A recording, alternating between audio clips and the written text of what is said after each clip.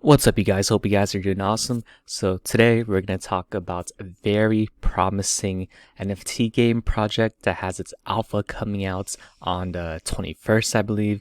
So this could be something cool to check out. Of course, please don't listen to a random dude on the internet with your financial well-being. Okay, I'm just a random dude shouting out random shit, so it is what it is. So let's get into it. So I think this project is very unique. So we can see this opener where it has this like random robot with a mask thing.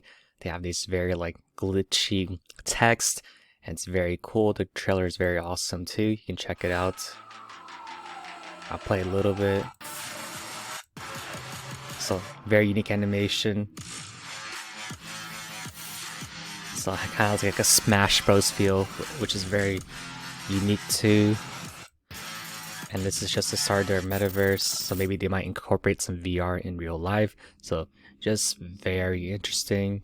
Different features like card racing, their first game, play to earn, NFT trading, then user content, reading, the different masks that you can see too, different designs. You can further check them out on Magic Eden. I like this one.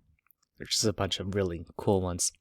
So they're just very unique because they incorporate that EDM aspect. So then I think that will draw in that crowd too. You see the different roadmaps and what they do, and their team is very stacked, very passionate. They have a lot of experience in other areas like Disney, EA, Nintendo. So just a very solid team. Then another thing that caught my eye was their big investors. They raised 7 million. So now the average is around 45 million. So since they raised 7 million, that's above average in funding, which is a good sign. They're backed by big players such as Fiance Capital, Allow Capital, Merit Circle, Avocado Guild, a bunch of other ones. So they're just very solid. The Illuvium founder. So very cool. Then if you check out their Lightpaper, it's already in depth, which is a good sign. So they've been working on this project for a very long time, and you can tell that they're very passionate about it. So their NFT DAO is really cool. So in that, they have a treasury where they buy up NFT DAOs that are bots after being voted on by the community. So they have that DAO community aspect, which is really cool. They got land, got all of these. They talk about the different game mechanics within that, the different tokens in the Lightpaper. So highly recommend checking that out. Then, as mentioned before, their alpha is coming up in less than 2 weeks. Then they have a bunch of designs ready. So it's really like a Smash Bros game where you race another player and you have different abilities to try to outbeat them. And then they talk about the different aspects of the alpha in this one. And then you can actually earn tokens in this alpha, which is really awesome. And they're saying that there might be a lot of bugs and stuff, but earning that CDX Culture Index token may be super valuable, as like the previous Axie with SLP Pump when there's a limited supply. And for example, the other one was Cyball, where they have a very limited supply of theirs, and then you needed to use that for reading. So then that shot up like a lot. So then this could be the same opportunity where that may happen too.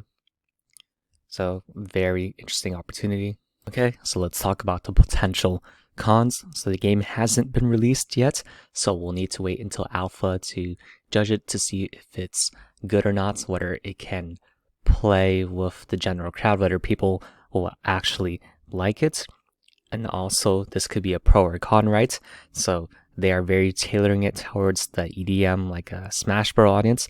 So maybe that could be good, and that you find your specific audience and then you're able to vibe with them to become like the go-to EDM like racing game, which could be good.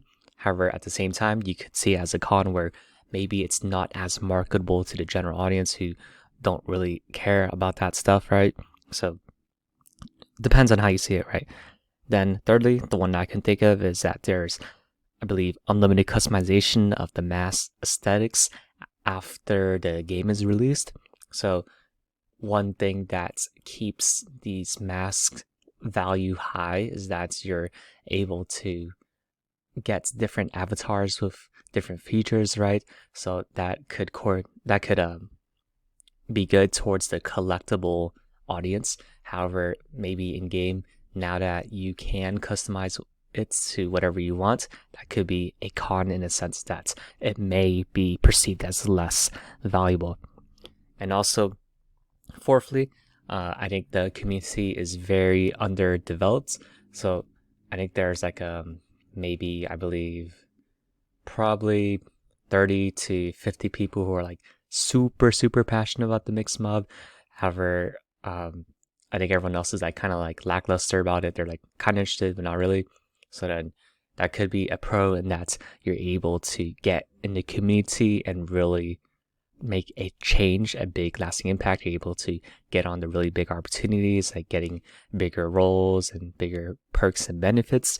However, you can see it as a con where it goes back to the previous one where, oh, maybe this marketing is way too specific towards the EDM audience. However, it just depends on what you think. I personally like the smaller niche.